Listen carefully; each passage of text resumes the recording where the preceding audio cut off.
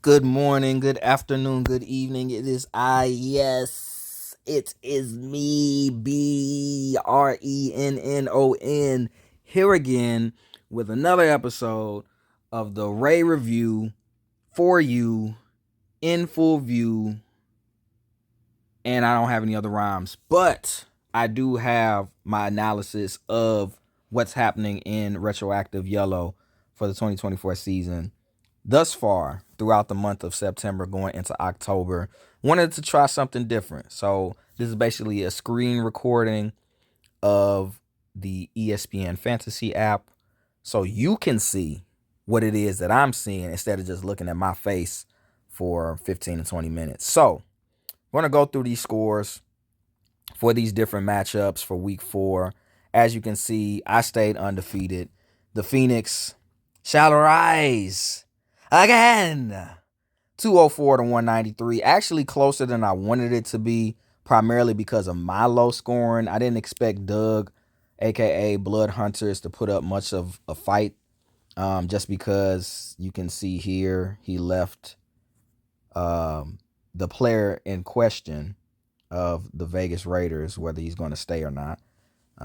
It's kind of got me frustrated, but left him in the starting lineup, even though he was going to be out, and he was out early in the week, or middle in the middle of the week. I pretty much knew it was going to be a no contest for Doug from that point. Shout out to all of the inactive absentee owners for lying to me and telling me you're going to be active in the chat and you're going to be an active owner and doing stuff like this. Always fun every year.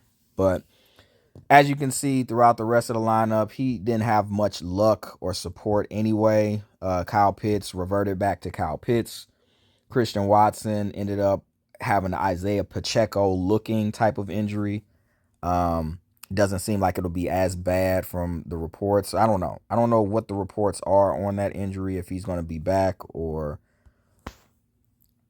high ankle sprain. So it's mild, not going to result in being on injured reserve. So he's in better shape than Pacheco. But still, bad timing for this particular fantasy matchup. And then Bijan Robinson getting hurt. Jalen Phillips on and off the field all night on Monday night against Tennessee. And then just general bad performances for the rest of his roster. Meanwhile, I didn't have the best performance either. I leaned a lot on Sam Darnold, who is looking like what he was drafted to be in Minnesota. I'm very, very happy for him and his story being restored in Minnesota. Sorry that it had to come at the expense of J.J. McCarthy's rookie season, but hopefully to give Sam Darnold enough of a platform to campaign for a starting position elsewhere. The Raiders would love to have him come on to Vegas. Somebody, please, help. But Terry McLaurin finally popped out, 14.7 points. Past 2 weeks, he's done pretty well as Jaden Daniels has started to locate him more, and he's starting to get his confidence even more as well to throw the ball down the field. Beautiful story over there in Washington. Xavier Legette, another guy I was very high on, rookie in the draft. He's getting his opportunity with Adam Thielen being out and Andy Dalton being in at quarterback. Logan Wilson, Robert Spillane. My linebacking core is my strength in Ray. And I've got some guys for down the stretch, and Dre Greenlaw, Devon Diablo, and DeMario, even though DeMario will probably be, he's just the captain. When I have him on my roster, I have confidence. Somebody stole him from me in rap. I'm not going to speak on that. But I got 6 guys to choose from once everyone gets healthy at linebacker. So that'll be my strength. And then I got the D-line. I didn't get that third D lineman that I wanted. And as you can see, the guy that I did get as a replacement off the wire, he did pretty good for 2 weeks, and then he gave me a goose egg. So that kind of pissed me off. But in general, the defense stood up. They stood strong. Solid performances. Not crazy performance, but good enough, as my offense didn't give me much of anything outside of the star guys. So good win for me. The Kava Kava Cool Cats took the L. Unexpected, but it happens. Very similar issue what I had in rap with Josh Allen. He doesn't show up and your offense looks like this. It can be a rough day.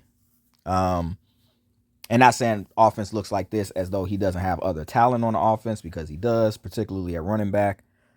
But if their scores, if their performances look like this and Josh Allen doesn't show up, then yeah, it's going to be a rough day. Shout out to James Hale for the win. 4 verts, 256 points. Really, really strong performance. Going back to Black Rob over here, James Cook and Josh Jacobs combined for 15 points, which is not good when that's the strength of the offense. Jameson Williams tried to help out on 2 receptions. Jaden Reed, very, very strong performance, especially as Christian Watson goes down, just further asserting himself as the true number 1 option in Green Bay. Good performances from the backers, Eric Kendricks, Tyrell Dodson. Good performances from the DBs. Left a position empty. Not sure what happened there. Okay. Mike Hughes was, what was that, a D-line? Okay, you need a D-line. I don't know. I was in a similar position with my roster trying to fill out the 3rd defensive lineman spot. I don't know why it didn't work for Black Rob, but maybe just saw that it was probably going to be a rough go either way. Just decided to take the L. Not sure. But credit to James Hale, Dak Prescott, Alvin Kamara, DK Metcalf, George Kittle, Xavier Worthy, Wan'Dale Robinson. Offense boomed on a week where he needed them to. Defense gave him enough. Shaq Thompson's definitely going to hurt being out for the season. I know the feeling. I had him in another league. But getting Cody Barton is pretty strong. Jeremy Chin giving you 22 points, double digits from other guys. Enough guys did what they needed to do. Shout out to Trevor Merrick, a Raider. I knew he was going to do well this season in that defensive scheme. But solid overall performance from James. I have to see what his record is. I think he's been doing pretty well, even though he's been pretty quiet in the chat. Juan Redmond doing pretty badly in each league. Nothing different here. Negus in Paradise, 194.48 versus a very, very good performance, a great performance, excellent performance, damn near perfect performance from the Wyatt 6, a.k.a. Cortez Jackson. Nothing much to speak of for Juan's roster on offense. Good performances from Okereke and Fred Warner, who may be missing some time. He's kind of questionable with his injury. Cameron Bynum and Buda Baker, Frankie Louvu. The defense did what they were supposed to do. As much of Juan's teams in the retroactive family have been drafted on defense. But as I've mentioned with those other teams, the offense is not good enough to support what the defense is doing, especially if the defense has any down weeks. Too many low-end single-digit scores from the offense. So, in the meantime, Cortez, CJ Stroud, Chuba Hubbard, great performance from Chuba Hubbard in that Carolina game. Nico Collins, Stephon Diggs, the Houston Wyatt 6, or the Houston Wyatt 3 should be the nickname for this roster, because he invested heavily in the Texans on offense, and it pays dividends when they pay dividends. It'll be interesting to see how this team looks when Houston is in an ugly game and they have to run the ball. And you don't have Cam Akers starting. You have Joe Mixon. How that offense will fare, or if they are just not showing up in general. And you got 2 starting receivers for the same offense and a starting quarterback all underperforming, how the team will look. Very, very interesting to monitor. Bucky Irvin went for 12 points. He's starting to assert himself as the true number 1 in Tampa, even though they keep holding on to Rachaad White as the number 1. Eventually, I think Bucky Irvin is going to take over. EJ Speed, 27 points. Troy Anderson went nuts. pick six and 17 tackles to go for 42 points, and now he's out. I don't know what his injury is.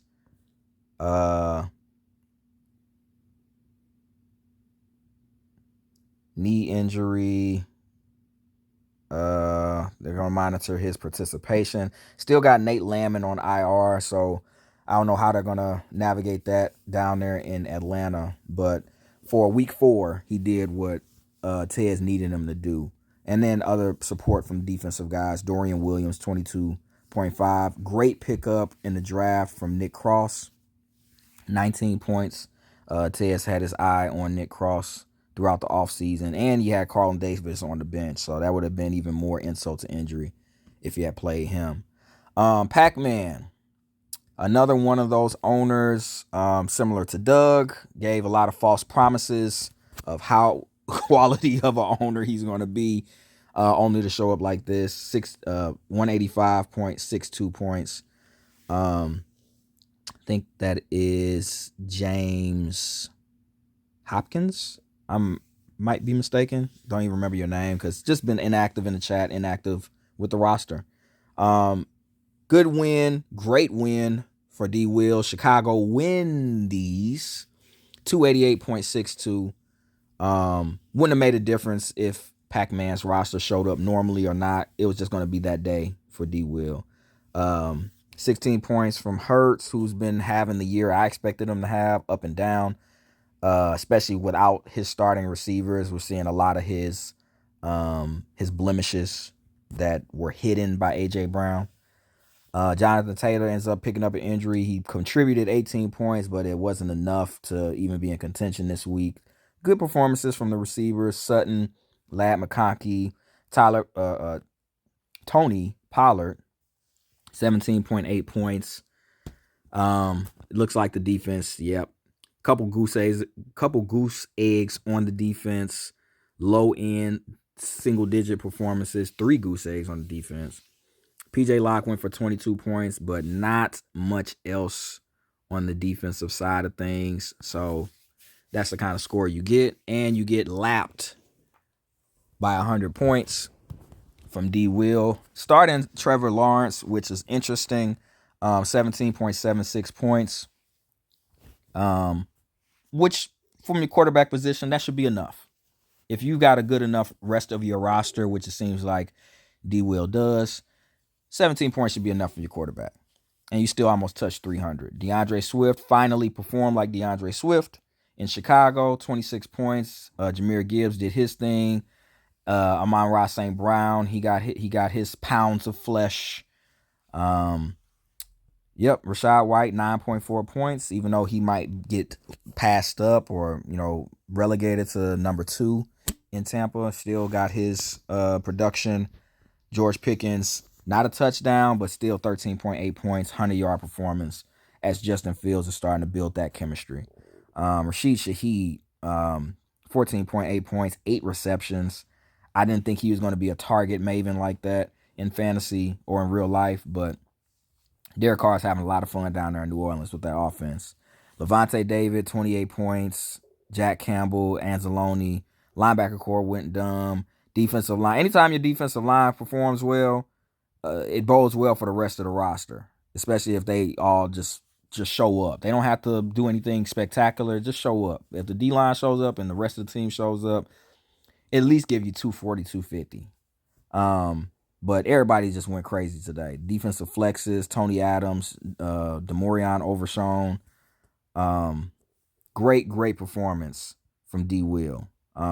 Quite a few guys left on the bench from Pac-Man. I'm glad I scrolled down here. Why are you not starting Jordan Addison or Christian Kirk? You started Zamir White, and I'm a Raiders fan. There's no way in the world you should have started Zamir White over Christian Kirk or Jordan Addison. Even Tony Pollard is questionable over Christian Kirk and Jordan Addison. But we know how that's going to pan out for the end of the season. It is what it is. Everybody get your wins against Pac-Man 34. In the battle of the ladies, Locked and Loaded took the L against the True Assassins. Almost, or actually did get lapped as well, 280 to 178. Really, really sucky performance for the offense of Locked and Loaded. Alina Wilson. Not sure what happened here. I mean, let me take that back as I look at the names. I am sure what happened here. The offense is not good.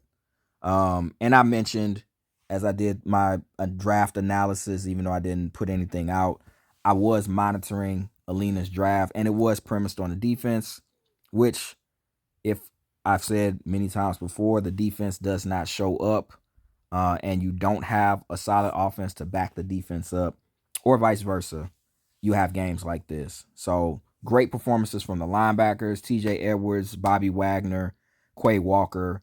They did what they were supposed to do. The D linemen, all three of them gave Alina 1 point combined. That's not going to cut it. The DBs did pretty solid. Keyshawn Nixon, 20 points. Jair Brown, 16.5. N'Kobe Dean, 13 points in the defensive flex. But that offense, yeah, no. Just not going to work. And looking at the names of the offense, it's not going to get much better week to week. It's just not. Meanwhile, on the other side, Queen Janine, David Carr only gave her 8 points, and yet the rest of the team supplemented that poor performance at quarterback to put her in the 280s. Chase Brown, 24.28 points. Great performance against Carolina. Chunk plays. Nothing special, nothing spectacular, but very consistent to get that solid almost 25 points. Jordan Mason right there with him at 25. Against a really good New England defense. Very impressive performance from Jordan Mason. Malik Neighbors and Brian Thomas, the rookie tandem out of LSU. 19.1 points, 18.9 points, basically 19 points from both of them. Tucker Craft, 13.3. Zaire Franklin, Braylon Spector. Man, everybody showed up. Jaquan Brisker, Quentin Lake, Nick Folk went for 23 points. Just a great performance. The guys that did not show up well, they still contributed something. Couple of low-end single-digit scores, but really, really great performances from enough guys, a large number of the roster to put up that 280. Phenomenal One ended up taking the L to Falcoholics, the newbie, one of our first league safe entrants through league safe. Put up a 250.12, aka Abe Corey. I believe it's Corey. I'm not sure how to pronounce it. Harrison got 23 points from Joe Burrow. Nothing else from the offense. Defense was pretty solid. All the linebackers in double digits. Two defensive linemen going for almost 15 points, but not much else there. Meanwhile, Abe had James Conner give him 19.8. Jamar Chase on one big play, really, but that's all you really need at the offensive skill positions. Put up 23 points. Travis Kelce looked like Travis Kelce again briefly for 12.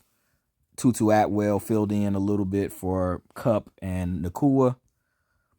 Trey Tucker, good pickup, 12.9 points in the Devontae Adams absence.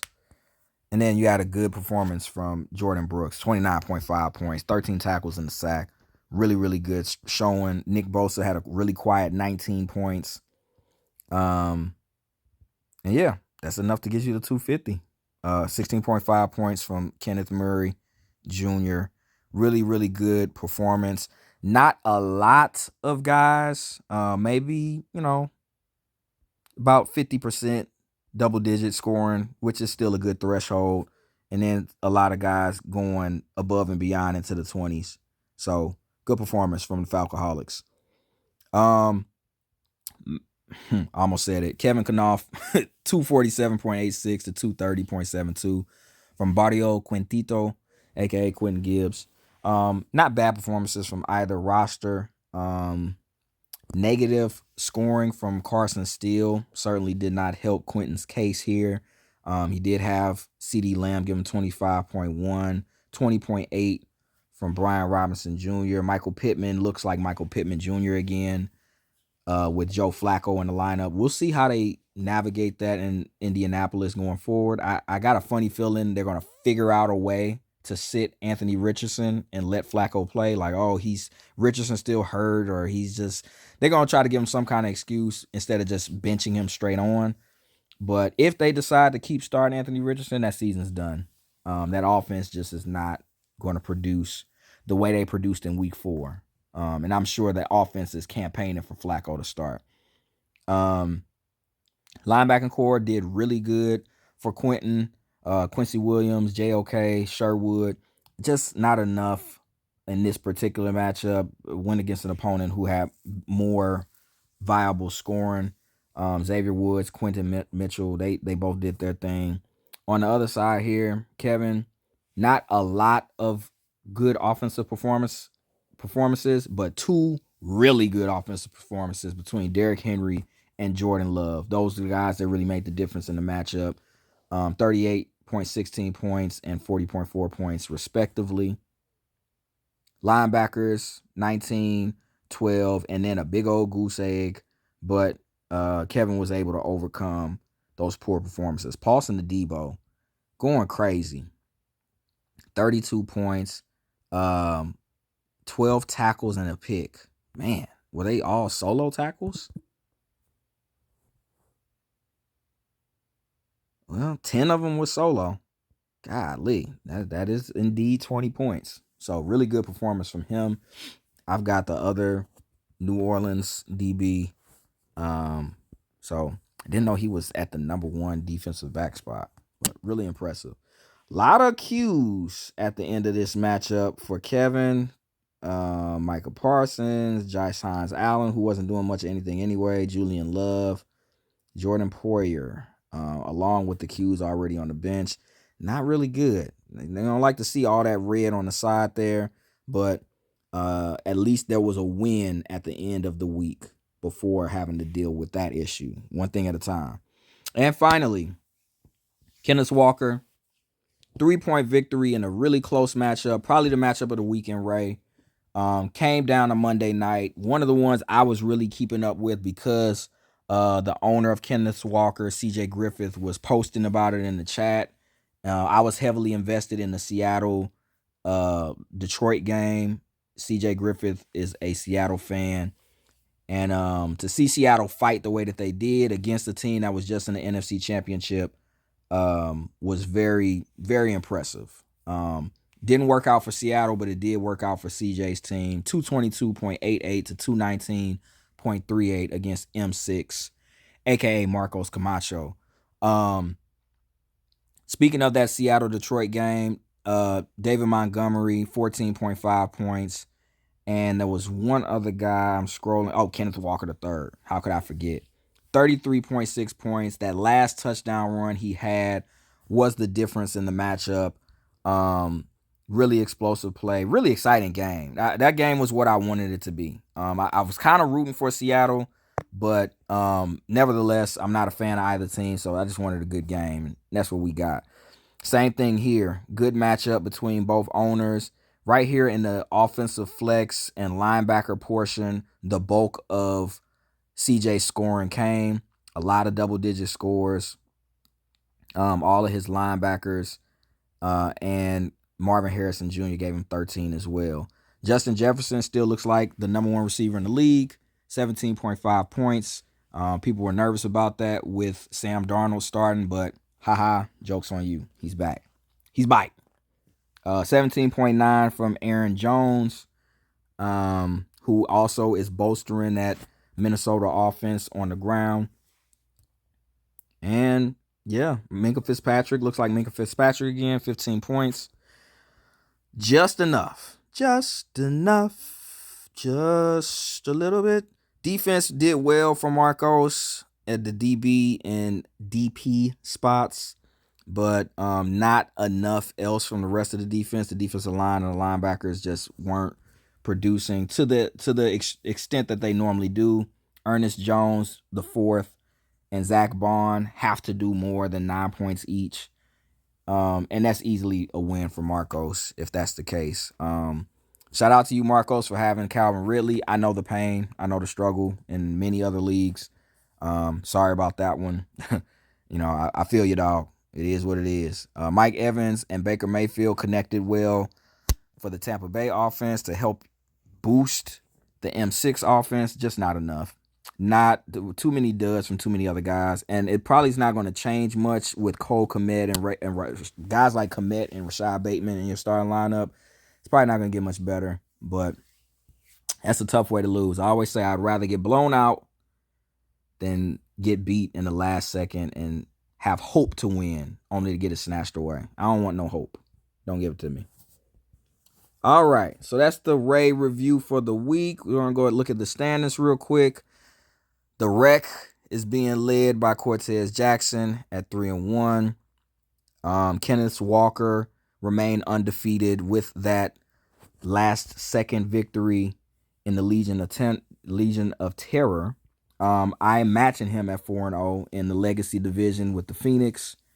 And the Phenomenal One, aka Harrison Decker, is tied for the lead of the Kingdom with Barrio Quintito. That division is awful. I hate that I put these divisions the way that I did. I really thought that it was going to be more evenly distributed competition. But now that I look twice, the Rec and Legacy is actually a better division than the Rec. It's actually a more competitive division than the Rec.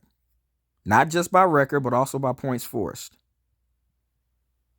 Yeah, I probably have the worst owner in the league in my division in James Hopkins. Only 772 points. But Abe K, AK, and James Hale, they've been putting up some points. Versus the Rec. Those guys over there, I don't know what they got going outside of Cortez. Cortez and Black Rob are carrying that division. Legion of Terror is pretty competitive as well. Not so much for the Kingdom. They probably third in terms of competitiveness, record and points forced. But it'll be interesting to see how it pans out down the stretch. I appreciate y'all. This is the Ray review for 2024 Week 4 NFL Fantasy Season ESPN Fantasy app. If you have any questions, comments, concerns, thoughts, feelings, etc., hit me in the DM on Discord or message me on Facebook Messenger. If you have any personal conversations you want to have with me, hit my line, call or text if you have that number. I appreciate y'all. I love y'all. Hope y'all enjoy Week 5. Keep making moves. Keep shooting for improvement with your rosters. And I will holler at y'all next week. Peace.